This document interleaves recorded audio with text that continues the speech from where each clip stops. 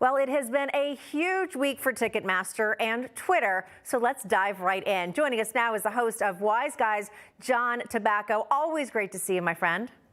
Hey, Katrina. All right, huge story here, John. Following the controversy surrounding Ticketmaster and the record-breaking number of ticket sales for Taylor Swift's 2023 The Eras Tour, fans were left outraged by high traffic, consistent flubs, and bot attacks. And Ticketmaster even went on to issue an apology yesterday to both Taylor Swift and her fans. But in a major turn of events, the DOJ has now officially launched an antitrust investigation into Ticketmaster's parent company, Live Nation Entertainment. John, lots going on here, many layers. Break it down for us, your thoughts. You know, the DOJ seems to really have their priorities straight, don't they? They're special counsel for Donald Trump. Now they're going after Live Nation because people can't get their concert tickets. They're really on the money down there, Katrina. But I was just on the phone in the car driving home with my daughter Tori, my niece Allie, and we were just talking about this, saying people were paying $30,000 to sit on the floor to see Taylor Swift. And many people, my daughter's saying, most people in New York don't even like Taylor Swift that much, but it just became a phenomenon. And it's kind of insane that a big company like Ticketmaster, they can't get their act straight. That's weird, but at the end of the day, the weirdest thing I heard is the DOJ over Taylor Swift. Sounds like a bizarro world.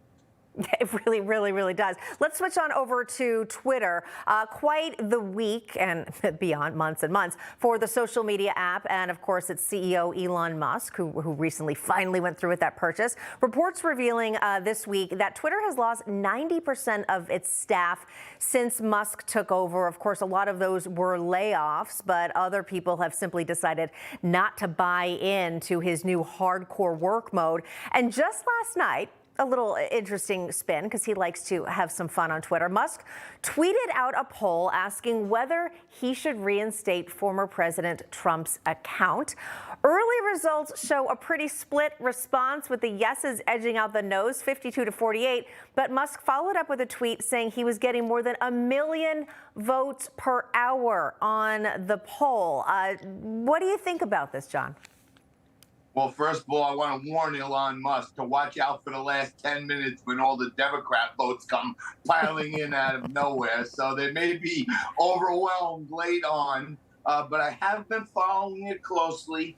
I like the way he said the results are interesting, meaning there's so many bots trying to hit it, which are not humans. They're just backed by people with opposing ideas. And what I think Elon Musk should really do is come out and say, when we eliminate all the known bots, what did the people really say about taking a former president and a current presidential candidate and not allowing them into the electronic public square?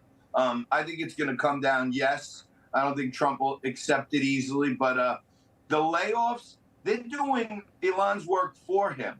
He knows a lot of this stuff could be done by AI and robots who don't have opinions on politics currently. And he said he was going to lay off like 80% of them. They all started screaming. So he laid off a bunch. And now he made the conditions so hard for the woke flakes.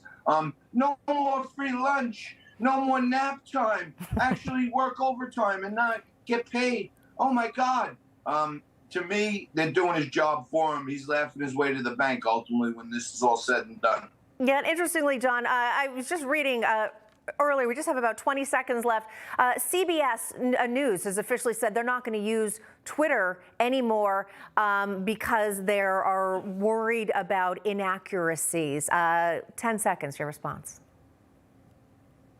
Hooray. We got rid of one of the bad guys.